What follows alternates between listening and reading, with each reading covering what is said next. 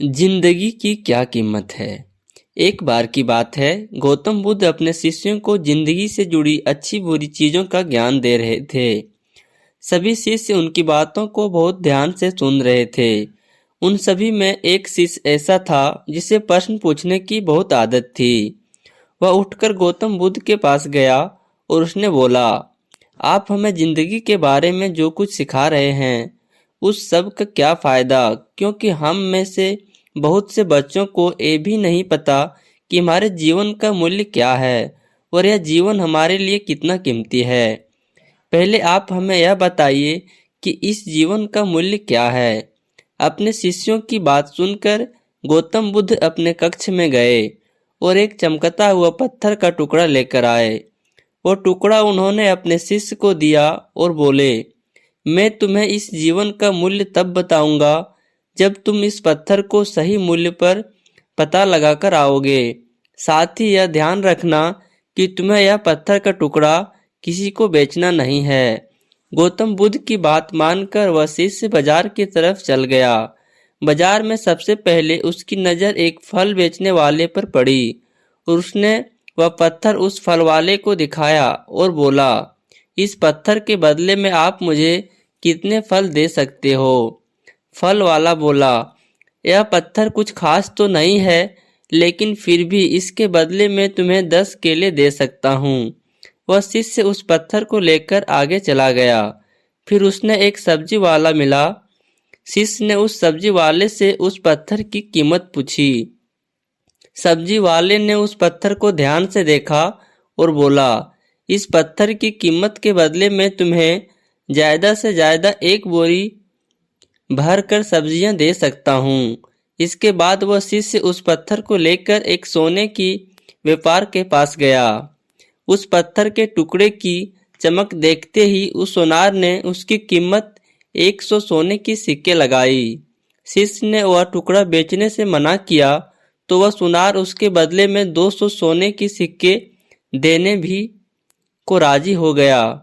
लेकिन शिष्य ने वह पत्थर नहीं बेचा। उसके बाद वह शिष्य एक हीरों के व्यापार के पास गया और उनके सामने उसने वह पत्थर के टुकड़े को रख दिया। उस पत्थर को देखते ही हीरो के व्यापारी ने एक साफ कपड़ा बिछाया, उस पत्थर को उसके ऊपर रखा, फिर उसकी परिक्रमा की और हाथ जोड़कर उस पत्थर को कपड़े में लपेटते हुए वो बोला, तुम जिसे मामूली पत्थर समझकर उसकी कीमत पूछ रहे हो, असल में यह एक बेशकीमती रूबी है। ऐसी रूबी हर किसी को नहीं मिलता। मैं अगर अपना सब कुछ बेच भी दूं तो भी इसकी कीमत नहीं चुका सकता। उस व्यापारी की बातें सुनकर वह शिष्य हैरान हो गया। वह दौड़ा दौड़ा सीधा बुद्ध के पास आया और उसने उससे जो भी कुछ भी बाजार में हुआ वो सब बताया। उसकी अचरज भरी बातें सुनकर गौतम बुद्ध बोले, तुम्हारे सवाल का जवाब इस रूबी की कीमत में ही छिपा है। हमारा जीवन भी एक रूबी है। रूबी की तरह यह भी बेशकीमती है, लेकिन हम इस बात को हमेशा नज़रअंदाज कर देते हैं कि अपने जीवन का मूल्य नहीं समझते। हम दूसरों को देखकर और उनके जैसा जीवन जीने की कोशिश में अपने जीवन की कीमत को कम कर देते हैं।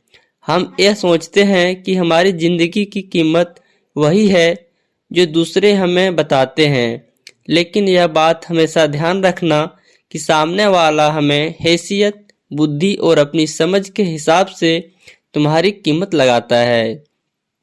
सीख जो हमें गौतम बुद्ध की प्रेरणादायक कहानियों से मिलती है, जिंदगी सिर्फ एक बार मिलती है, इसीलिए इसको बर्बाद ना करें। अपनी ज़िंदगी को उतना ही कीमती समझें जितना कीमती आप अपने बैंक में रखे रुपयों को समझते हैं।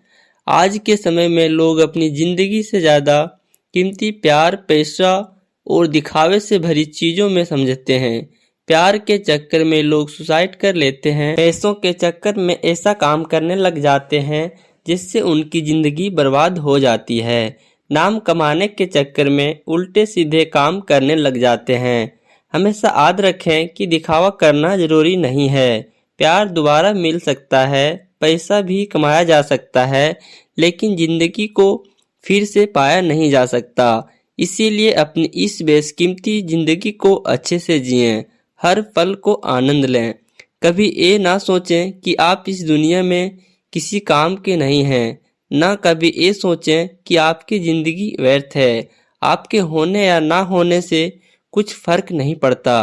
जब भी आप ऐसे नेगेटिव विचार आपके मन में आए तो खुद को बस यह याद दिलाएं कि जीवन एक रूबी है और यह एक बेशकीमती है।